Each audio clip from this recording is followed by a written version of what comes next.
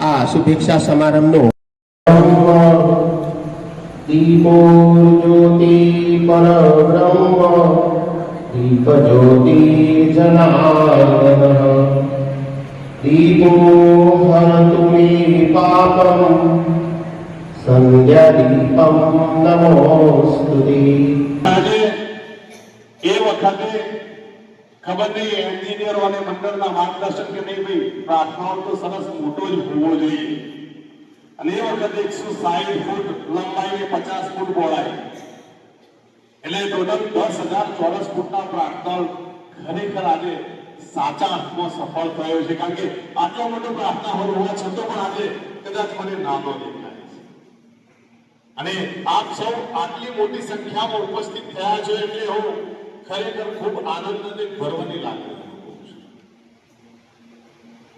વાલી મીટિંગમાં હમણાં જ મેં વાત કરી કે આમ તો વિદ્યાર્થી 6મા અથવા 9મા અથવા 11માં વાલી મૂકવા આવે એ વખત દર્શન આપે છે પછી તો કદાચ એને એલસી લેવાનું હોય કે કઈ વાત હોય તો અનાયાસે આકસ્મિક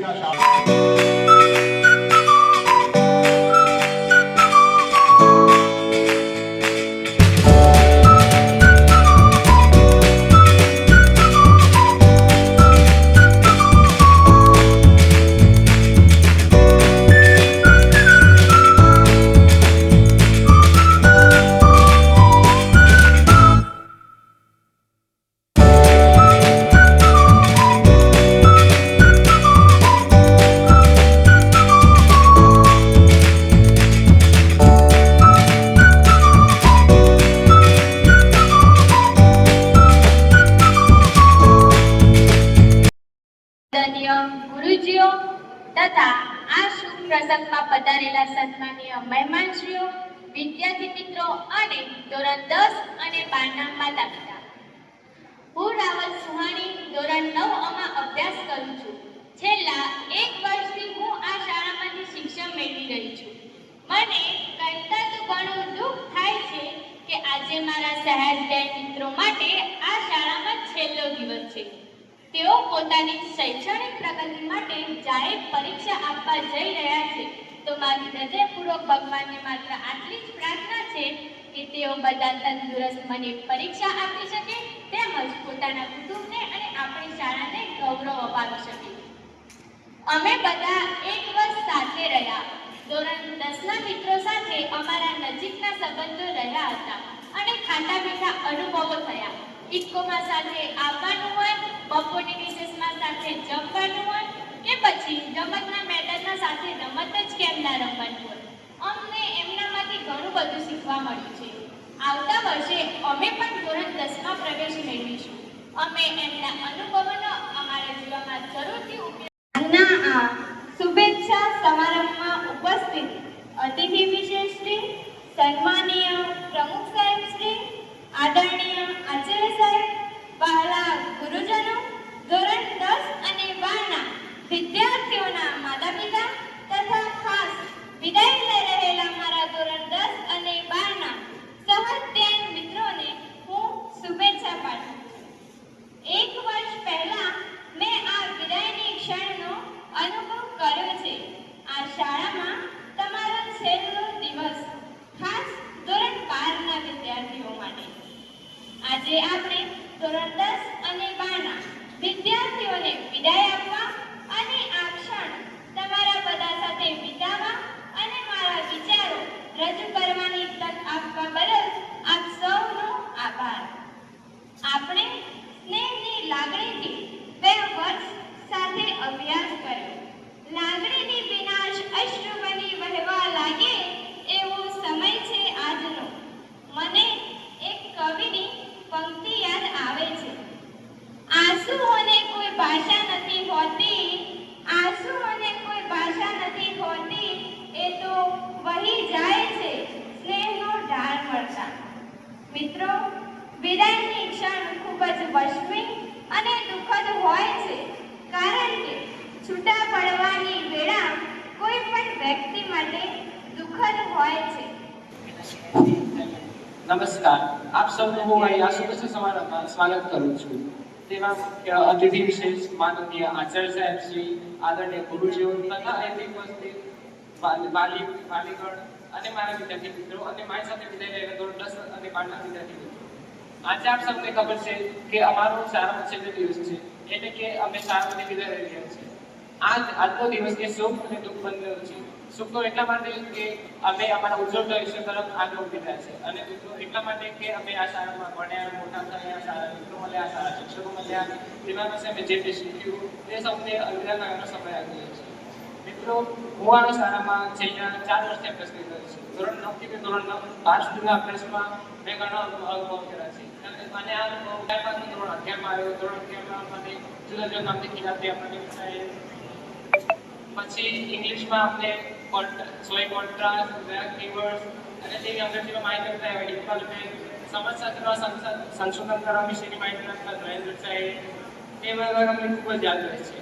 અને એટલું છે કે ધોરણ 10 અને 12ના વિદ્યાર્થીઓ જે બોર્ડની પરીક્ષા આપવાના છે તે પોતાનું સારી મહેનત કરી 60% પાસ થાય અને પોતાનું ભવિષ્ય ઉજ્જવળ બનાવે તેવી આશા સાથે વસ્તુ જઈ જવાનું.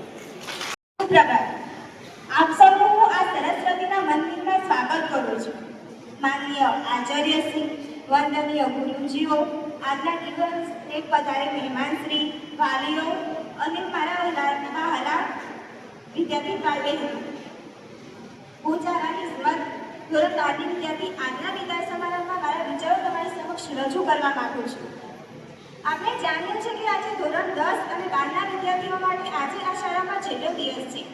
જો કે ધોરણ 10ના વિદ્યાર્થીઓને આ શાળામાં અભ્યાસ કરવાની એક તક મળશે, પરંતુ ધોરણ 12ના વિદ્યાર્થીઓ માટે આજે આ શાળામાં છેલ્લો દિવસ છે. હું ધોરણ 9થી આ શાળામાં અભ્યાસ કરું છું. આ 4 વર્ષ દરમિયાન થયેલી રમતગમતની પ્રવૃત્તિ, NSSની પ્રવૃત્તિ, રાષ્ટ્રીય પર્વ પર થયેલી પ્રવૃત્તિ મને હંમેશા યાદ રહેશે.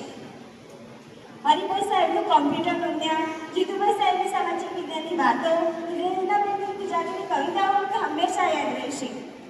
વિઠભાઈ સાહેબ અને રાહુલભાઈ સાહેબના ગણિતના સૂત્રો, રમેશભાઈ સાહેબના વિજ્ઞાનના પ્રયોગો મને હંમેશા યાદ રહેશે. મનસુર અલી સાહેબના એકાઉન્ટના દાખલા, પ્રકાશભાઈ સાહેબને તત્વજ્ઞાનના સત્યતા કોષ્ટક, મનોહરભાઈ સાહેબની ભવિષ્યવાણી મને હંમેશા યાદ રહેશે. હિનાબેનની મનોવિજ્ઞાનની વિકૃતિઓ, ભૂગોળના શિક્ષક એવા હસમુખભાઈ સાહેબના ભૂગોળના નકશા, સંસ્કૃતના ટીચર એવા વંદનાબેનના શ્લોકો મને હંમેશા યાદ રહેશે. અને આ બધાનું સંચાલન કરનારા એવા શ્રેષ્ઠ શાળાના શ્રેષ્ઠ આચાર્ય સાહેબને કેમ કરી ભૂલાય. અંતમાં મિત્રો, હું એટલું જ કહેવા માંગીશ કે આજે આપણે આપણી શાળામાંથી સારી સારી યાદો આપણી સાથે લઈ જવાની છે. બસ એ જ વસ્તુ છે. કેશર ચૌહાણ, ધોરણ 11માં અભ્યાસ કરું છું. આજના આ શુભેચ્છા સમારંભમાં હું ઉમાશંકર જોશીનું એક ઉર્મી ગીત રજૂ કરું છું. ભૂમિયા વિના મારે ભમવાતા ડુંગરા, જંગલની કુંજ કુંજ જોવી હતી, જંગલની કુંજ કુંજ જોવી હતી, જોવી તી કોતરોને જોવી તી કંદરા, રોતા ઝરણાની આંખ લોવી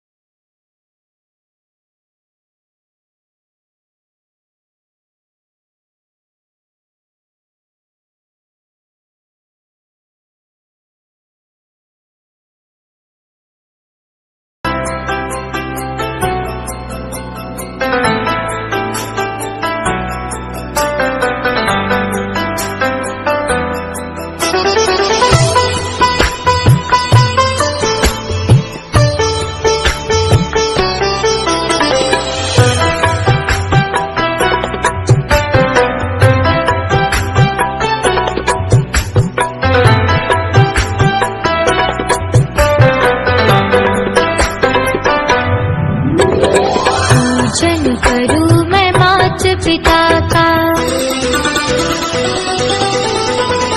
पूजन करूं मैं मात पिता का, निज संस्कृति अपनाऊं मैं, गुरुवर के संकेत पे चलकर जीवन सफल बनाऊं मैं, गुरुवर के संकेत पे चलकर जीवन सफल बनाऊं मैं। पूजन करूं मैं मात पिता का, निज संस्कृति अपनाऊं मैं, गुरुवर के संकेत पे चलकर जीवन सफल बनाऊं मैं।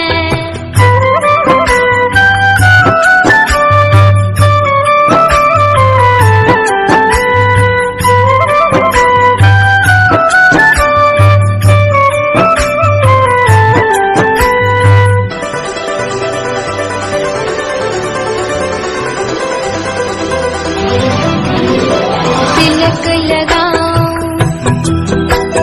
हार पहनाऊं, तिलक लगाऊं, हार पहनाऊं, मेरी प्यारी मैया को दीप जलाऊं, पुष्प चढ़ाऊं, दीप जलाऊं, पुष्प चढ़ाऊं, वंदन करता हूँ उनको। भारत पुण्य धरा की महिमा निज आदर्श बनाऊं मैं, भारत पुण्य धरा की महिमा निज आदर्श बनाऊं मैं। पूजन करूं मैं मात पिता का, निज संस्कृति अपनाऊं मैं, गुरुवर के संकेत पे चलकर जीवन सफल बनाऊं मैं।